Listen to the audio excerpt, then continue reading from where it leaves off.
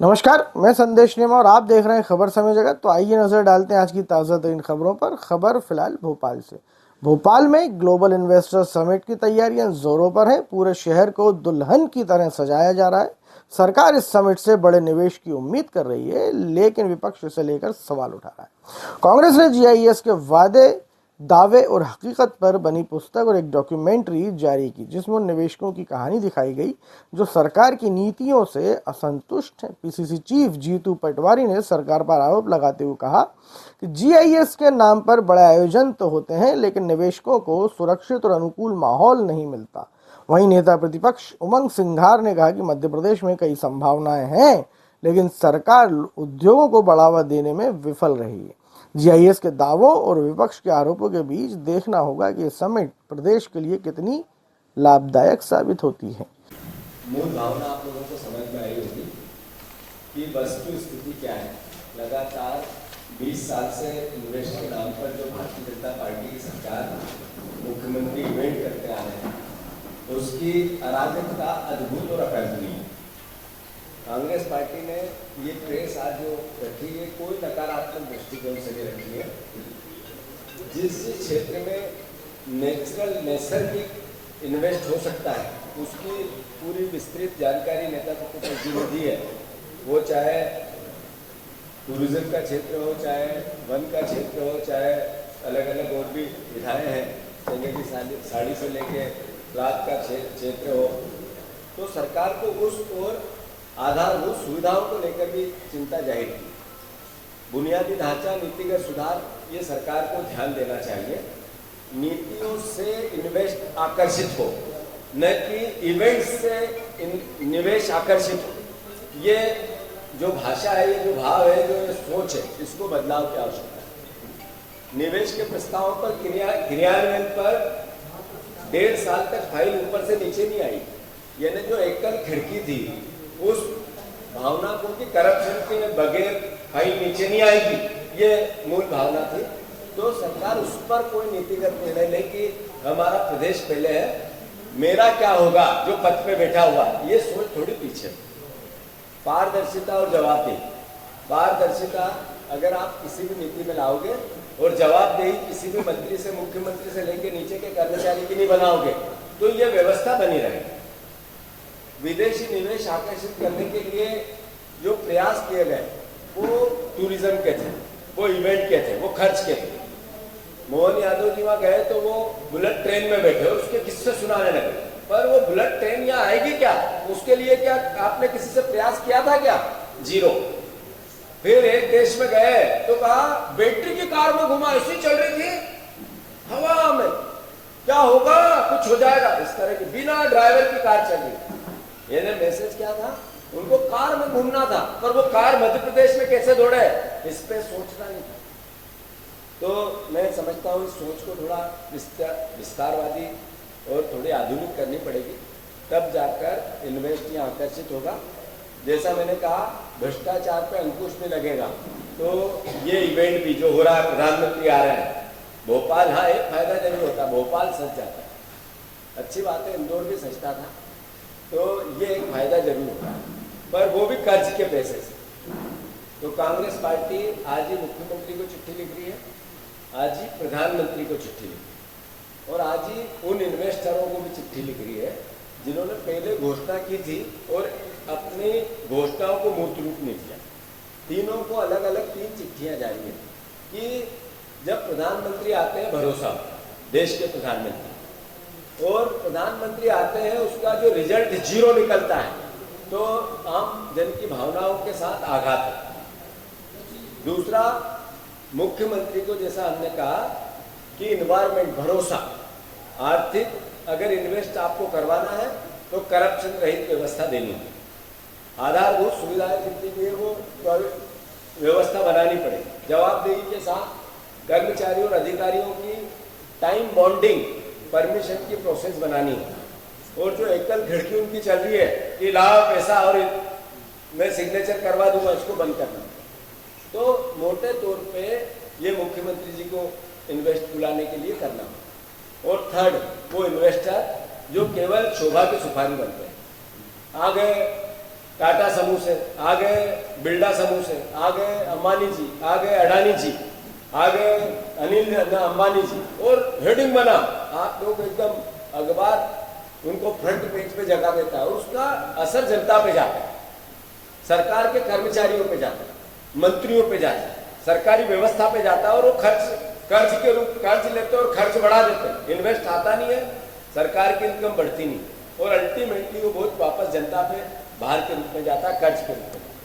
तो ये व्यवस्था को थोड़ा निजात मिले, ये हम मुख्यमंत्री से मांग करते हैं, इन्वेस्टरों से भी, जैसा नेता प्रतिपक्ष जी ने कहा कि उन इन्वेस्टरों को भी मैं आगाह करता हूं कि जो यहाँ आ तो गए पर रोजगार नहीं दे रहे। हमने भी, मैं शेडोल गया था, वहाँ हमने घोषणा की है कि वहाँ जितनी कोल माइन्स है उसमें सरकार की ऑलरेडी नीति बनी हुई है, 75% स्थानीय लोगों को रोजगार देना पड़ेगा, नहीं देते, 75% बाहर के रोजगार, मजदूरी से लेके सुपरवाइजर, अधिकारियों से लेके कर्मचारी, तो उन रोजगार को अगर नहीं देगी वो कंपनियां, तो कांग्रेस पार्टी का आंदोलन है। मैं अभी 2 महीने का अल्टीमेटम देके आया हूँ। आप भी अभी पन्ना में गए थे जहाँ पे एक्सीडेंट हुआ था, जहाँ लोग मर गए। हर जगह की प्राथमिकता केवल और केवल है कि कैसे भी हम सरकार का, मध्य प्रदेश का दोहन करें और यहाँ का लाभ दूसरे प्रदेश और देश में, और जो उद्योग है उसको पहुँचा। उद्योग की नीति मुनाफे की होती, बिल्कुल सही है, पर उद्योग की नीति प्रदेश के हित की भी हो, इस तरीके का एनवायरमेंट बने, ये हम मांग करेंगे। मैं 1 मिनट में सिर्फ एक व्यक्ति जो वेयर हाउसिंग का है, आप अध्यक्ष हैं, आ जाओ, जो अध्यक्ष है वो आ जाए, इनका पूरा प्रतिनिधिमंडल आया। अध्यक्ष जी, केवल एक बात मुख्यमंत्री जी को कहना चाहते हैं, इन्होंने 80,000 करोड़ रुपए, आप अध्यक्ष जी, आप ये वेयर हाउस, ये 8,000 से 9,000 वेयर हाउसिंग है मध्य प्रदेश। ये सरकार की नीति के अंतर्गत इन्वेस्टर मीट में इन्होंने रजिस्ट्रेशन करवाया था, अच्छा वहीं से बोलना चाह रहे हैं? हाँ बोलो, हम दे रहे हैं। तो 8,000 वेयर हाउस में जमीन के अलावा 80 करोड़ तक का इन्वेस्टमेंट हुआ पिछले 80,000 करोड़ तक, और पिछले 3 साल से इनके वेयर हाउस का किराया जो सरकार अपना जो गेहूं और अनाज धान खरीदती और भरती है उसका पैसा नहीं दिया, सब एनपीए हो चुके हैं। ये पूरी एसोसिएशन अभी यहाँ खड़े हैं, तो इतनी बड़ी रिक्स है कि अधिकारी इनके जो पैसे हैं वो तो रोकेंगे ही रोकेंगे, पर उसके इस पे भी कहना चाहूंगा कि प्रदेश के किसानों को लेके भी इस पे भी बात होना चाहिए, इस पे भी नीति बनना चाहिए। लेकिन बड़ा करोड़ों रुपए आप जनता का पैसा खर्च कर रहे हो, लेकिन आप छोटे लोगों के बारे में नहीं सोचते। हथकरघा की बात करूंगा, चंदेरी, महेश्वरी, बाग प्रिंट, ये छोटे छोटे गरीबों के घर चलते हैं। आप इसमें अनुदान देते हो नाम का, कौन सा क्लस्टर खोला बाग प्रिंट को लेके? बड़े बड़े उद्योगपति से लेकर एलिट क्लास के लोग हिंदुस्तान वर्ल्ड के अंदर बाग प्रिंट पहनते हैं आजकल। मेरी कॉन्स्टिट्यूंसी में आता है बाग, पूरा विश्व प्रसिद्ध है। कितने क्लस्टर खोल दिया आपने वहां, कितने लोगों को रोजगार दे दिया, बताया सरकार कितने प्रस्ताव बना। चंदेरी को लेके आपने क्या करा, महेश्वरी को लेके क्या किया आपने, महेश्वर को लेके आप सिर्फ टूरिस्ट को बुलाते हो, दिखाते हो कि हमारा हथकरघा यहाँ बन रहा है, चंदेरी भाई देखिए उस गरीब के घर में दिया कैसे चल रहा, वो चंदेरी वाला हाथ में हथकरघा कैसे छापे मार रहा, उसके दर्द की बात नहीं करती भारतीय जनता पार्टी। उस पर भी नीति स्पष्ट होना चाहिए। निश्चित तौर से वन संपदा के अंदर मैं फॉरेस्ट मिनिस्टर भी रहा, और अब मैं किसी उद्योगपति का नाम नहीं लेना चाहता हूं, भाई बड़े है मेरे पास आए, कहा कि हमको वन संपदा, आंवला, बेड़ा, चिरौंजी, इसका सबका कलेक्शन का हमको काम दे दो। मैंने पूछा उनसे कितना हो, ऐसा 200 करोड़ 500 करोड़, मैंने सरकारी कर डाल दिया।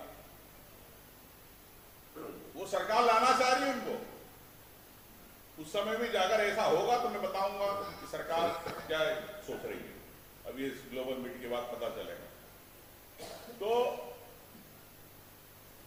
फिर आए कल वापिस महीने भर बाद, मेरे कहा नहीं यार, तुम ये बताओ कि इन गरीब जो किसान आदिवासी है, जो जंगलों में अन्य समाज के लोग हैं, जो अपना जीवन यापन करते हैं, महुआ बीनते, आंवला, लघु वनोपज जो भी चीजें हैं, उससे उनकी जीविका चलती है, उनको क्या फायदा होगा?